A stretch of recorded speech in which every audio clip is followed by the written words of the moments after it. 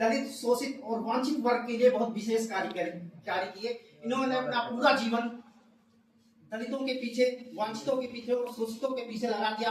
एक ऐसे महापुरुष जिन्हें बचपन में शिक्षा नहीं दी गई। हम सबको, जो नीच जाति का वर्ग होता था, इन सबको मंदिरों में नहीं जाने दिया जाता था। कोई भी धार्मिक कार्यक्रम होता था, क्रियाकलाप होता था, उसमें भी इनको जाने की अनुमति नहीं थी। ये सारी जो देन है, हम सब मंदिरों में जाते हैं, सब समाज में उठने का अधिकार है, बैठने का अधिकार है, मत देने का अधिकार है, जितने भी अधिकार हैं, ये सब हमारे महापुरुष डॉक्टर भीमराव बाबा साहब अम्बेडकर जी द्वारा संविधान में लिखित रूप से दिए गए, तब हमें ये अधिकार मिला। और ये अधिकार यूं ही नहीं मिला, इन्होंने बहुत संघर्ष किया अपने जीवन में। इनका जन्म, मैं आपको थोड़ा इतिहास बताता हूँ। बाबा साहब अम्बेडकर जी का जन्म 1891 ईस्वी में मध्य प्रदेश जिले में हुआ था, जो उस समय ब्रिटिश काल के शासन में मध्य भारत में आता था। उस समय इनका जन्म हुआ था। इनका जन्म अंबाडे गांव में हुआ था। अंबाडे नाम का एक गांव था, उसमें उनका जन्म हुआ था। तो उस समय जो उपनाम लगाया जाता था, वो इनके स्कूल में इनका नाम अम्बेडकर लिखा जाता था, अंबाडे गांव के नाम पर। उसी से, तभी से इनका नाम डॉक्टर भीमराव अम्बेडकर का। इनका पूरा नाम यशवंत भीमराव अम्बेडकर है। अम्बेडकर साहब ने लंदन में भी शिक्षा प्राप्त की और कई जगह गए।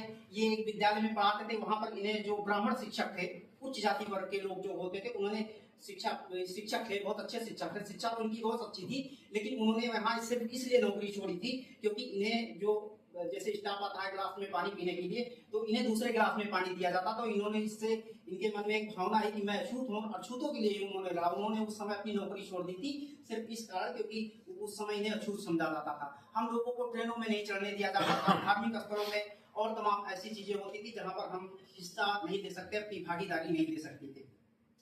ये अम्बेडकर साहब जी महापुरुष ऐसे हैं जिन्होंने हमारे संविधान को, पूरे भारत को किस हिसाब से चलाना है, ये 2 वर्ष 11 महीने 18 दिन में संविधान की रचना की। भारतीय संविधान 26 जनवरी 1950 को लागू हुआ था और 67 वर्ष की आयु के उपरांत, लगभग 65 या 66 वर्ष की आयु के उपरांत इन्हें साजिशन, इन्होंने 2 शादियां की थी।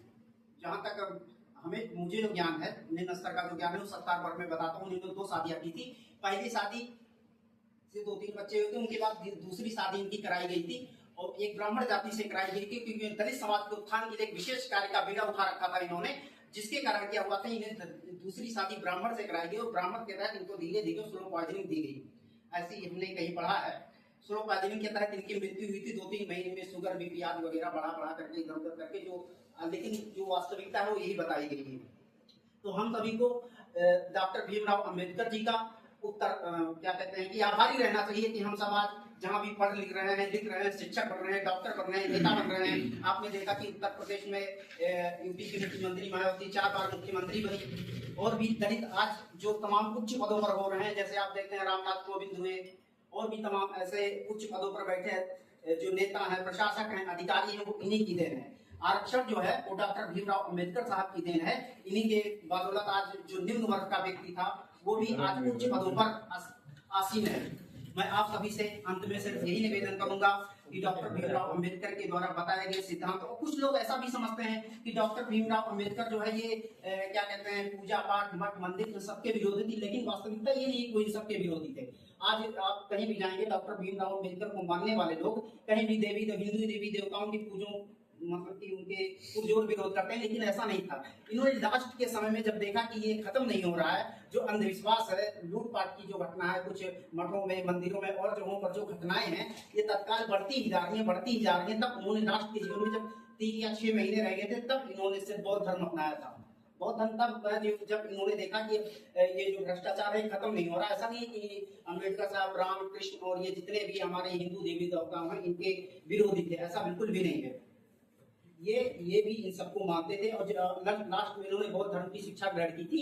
बौद्ध धर्म जो कि भगवान बुद्ध द्वारा स्थापित किया गया था, बौद्ध धर्म की स्थापना भगवान बुद्ध ने की थी, और भगवान बुद्ध के द्वारा जो स्थापित किए गए धर्म पर इन्होंने शिक्षा दी। इन्होंने 11 लाख युवाओं को उस समय एक ही दिन में 11 लाख युवाओं को बौद्ध धर्म की दीक्षा दिलवाई थी हमारे बाबा साहब भीमराव अम्बेडकर ने। वो इसलिए दिलवाई थी कि हमारा जो समाज है वो लूटपाट से बचे। ये जो धर्म मंदिरों में, मठाओं में और तमाम प्रकार से जो शोषण किया जाता है, निम्न वर्ग का शोषण ज्यादा होता है। आप कहीं भी देखेंगे, आज भी समाज में हमारी परंपरा व्याप्त है। आप जाएंगे कुछ जगह, मंदिरों में, मठों में, कहीं भी जाएंगे, वहाँ कुछ निम्न वर्ग के व्यक्ति को दूसरे दृष्टिकोण से देखा जाता है। तो इस दृष्टिकोण से आप लोगों को बदलना है और समाज में जहाँ भी महिलाओं की शिक्षा पर भी इनका विशेष योगदान रहा। महिलाओं को भी आप देखते हैं, राजनीति में आरक्षण हो, स्कूलों में आरक्षण हो, सरकारी नौकरी में आरक्षण हो, हर जगह ये महिलाएं, हर जगह महिलाओं को बराबर योगदान हो। हमें अपने घर की जो महिलाएं हैं, माताएं हैं, बहनें हैं, उन सबको भी शिक्षा,